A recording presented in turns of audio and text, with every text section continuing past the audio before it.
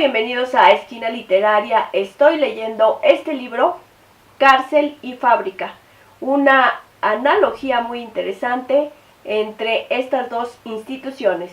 Espero que te esté gustando. Esta es la segunda parte.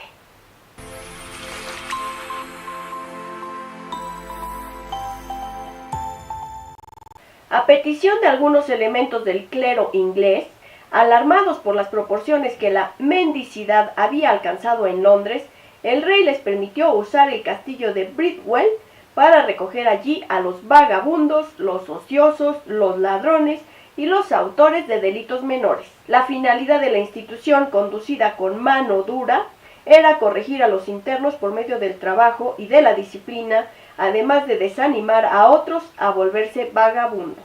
En el periodo comprendido entre el siglo XV y la primera mitad del siglo XVI, hubo una represión sanguinaria y sin escrúpulos en contra de la desocupación masiva.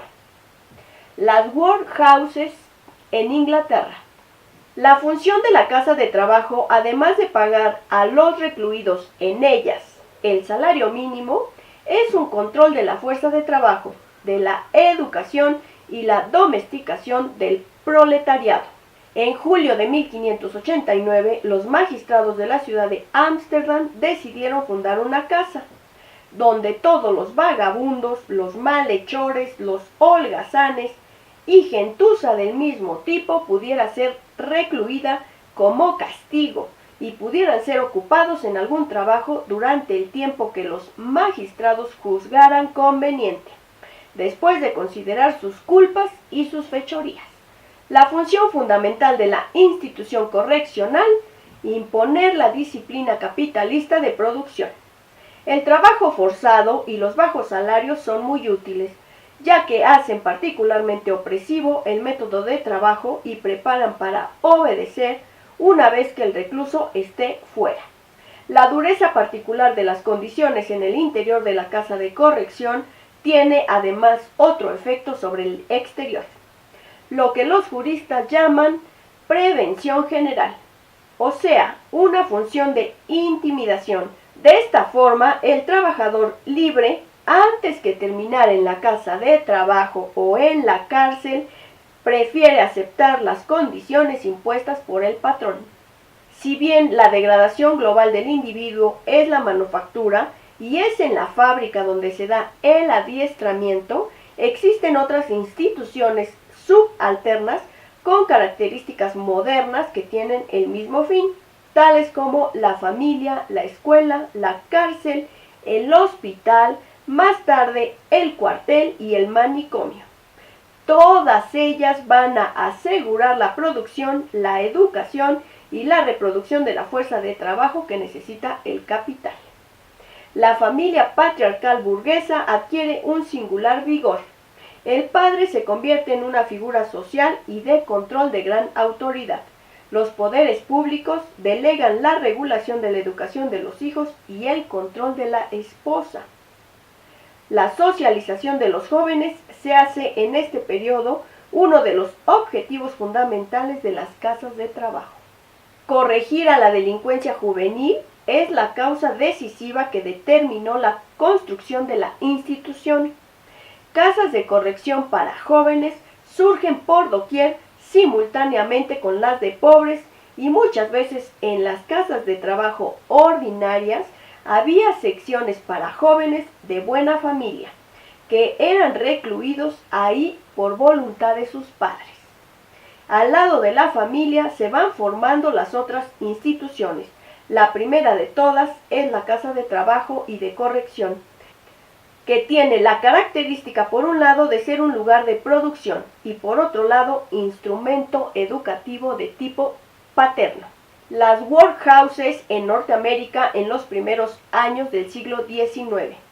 El objetivo de estas es la representación en términos ideales de la concepción burguesa de la vida y de la sociedad. Preparar a los hombres, principalmente a los pobres, a los proletarios, para que acepten un orden y una disciplina que los haga dóciles instrumentos de la explotación.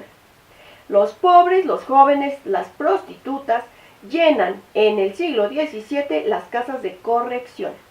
son las categorías sociales que deben ser educadas o reeducadas en la vida burguesa, laboriosa y de buenas costumbres. El fin de la casa de trabajo era, una vez más, forzar al pobre a ofrecerse a quien le diera un trabajo y aceptar las condiciones que fueran. El destino de las dos instituciones, cárcel y casa de trabajo, no solamente coincide, sino que sufre al mismo tiempo un cambio profundo en el momento de la revolución industrial. El primer proyecto de Jeremy Bentham. El panóptico o casa de inspección contiene la idea de un nuevo principio de construcción aplicable a cualquier clase de establecimiento, en el cual cualquier clase de personas sean mantenidas bajo inspección. Un panóptico es una construcción cuyo diseño hace que se pueda observar la totalidad de su superficie interior desde un único punto, sin que los reclusos puedan saber que están siendo observados. En la actualidad, esta construcción ha sido sustituida por las videocámaras de vigilancia. Es en la cárcel donde se crea el laboratorio experimental de este proyecto global. La máquina panóptica tiene como cometido producir un tipo humano que constituirá la articulación fundamental de la máquina productiva. Posteriormente, este tipo de vigilancia se trasladará a otras instituciones segregativas como los hospitales, la escuela, las plazas comerciales. Ya en 1810, con la codificación napoleónica, comienza un lento pero continuo movimiento en la práctica y en la doctrina penal hacia una mayor severidad. El Código Penal francés prevé esencialmente tres tipos de sanción: la pena de muerte, los trabajos forzados y la casa de corrección.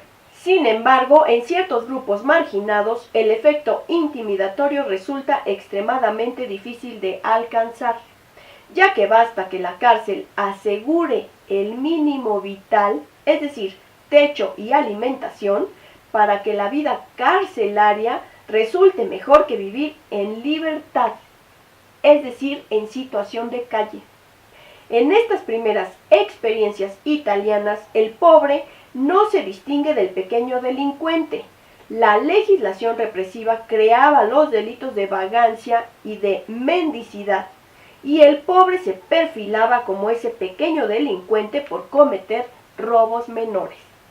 Una de las primeras experiencias de cárcel moderna en Italia, famosa además en la historia de la penología, es la que Filippo Franzi estableció en Florencia a mediados del siglo XVII.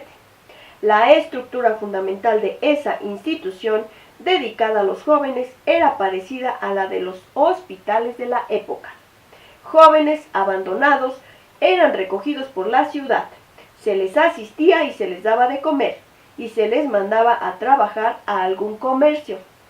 La sección especial del hospicio, llamado de San Felipe Neri, construida en 1677, llamada correccional, destinada a jóvenes de buenas familias, mandados allí por sus padres por haber descubierto en ellos signos de desadaptación al estilo de vida burguesa.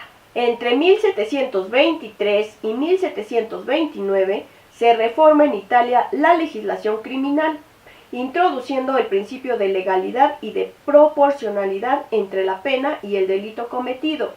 Se funda un establecimiento para jóvenes díscolos. Es interesante el reglamento de esta casa del Buen Consiglio, una de las primeras que proponen en Italia un programa pedagógico correccional de inspiración totalmente burguesa, prudencia y trabajo, máximo de aislamiento posible, de absoluto silencio. La concepción correccional del trabajo es de inspiración calvinista y muestra ya las características que llegarán a ser del iluminismo, que considera al individuo como fiera, cuyos instintos se pueden controlar con el trabajo y la obediencia. Este trabajo, que nos aleja del ocio, causa de todos los pecados de los díscolos, es el remedio más adecuado para corregirlos, para que este ejercicio dome la ferocidad y la indolencia de estos ánimos. antes de proponerse exigir de ellos una verdadera conversión.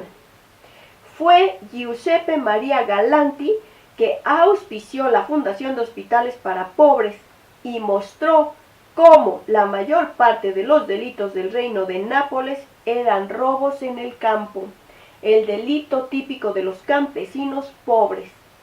Y dijo, el origen de los mayores desórdenes políticos se debe a las inmensas fortunas que la organización social ha acumulado en unas cuantas manos.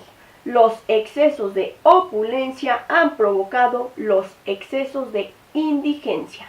Espero que te esté gustando la lectura de este libro. Esta fue la segunda parte de Cárcel y Fábrica. Si te gustó la lectura, dale like, compártela, déjame tus comentarios, suscríbete a mi canal.